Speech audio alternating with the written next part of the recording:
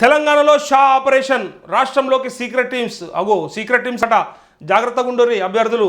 Party MP అభ్యర్థులకు తెలియకుండా observation, అసలు అభ్యర్థులకు తెలియకుండానే సీక్రెట్గా అబ్జర్వేషన్ నడుస్తుందట.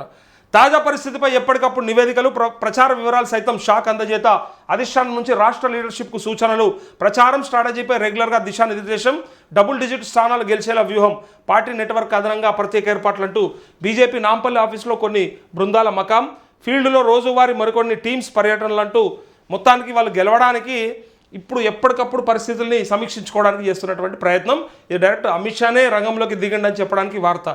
కాంగ్రెస్ 5 స్థానాలు సైతం గెలవదు, బీఆర్ఎస్తో కలిసి ఆ పార్టీ నాటకాలు.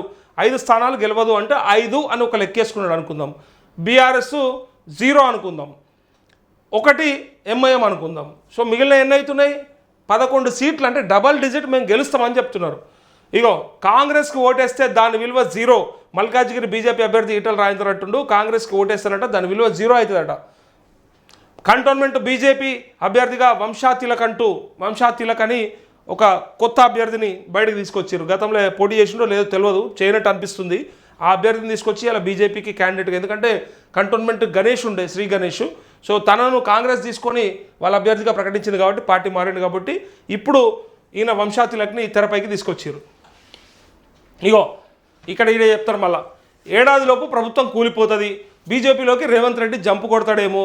కొట్టడా అదని చెప్పుర్రు. ఈ క్లారిటీతో ఉండాలి కదా, ఎంతసేపు కొడతాడేమో, అవుతుందేమో, పోతుందేమో అన్ని మీలకే చేస్తారా అందరూ.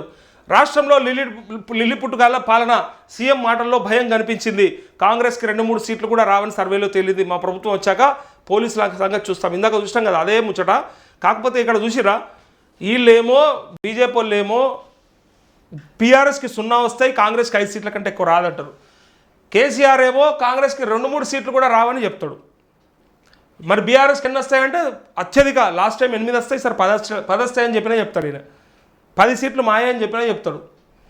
ఆగమాగం ఉన్నారు అంతా వీళ్ళు, ఒకళ్ళ మీద ఒకళ్ళు, వీళ్ళ మీద వాళ్ళు, వాళ్ళ మీద వీళ్ళు.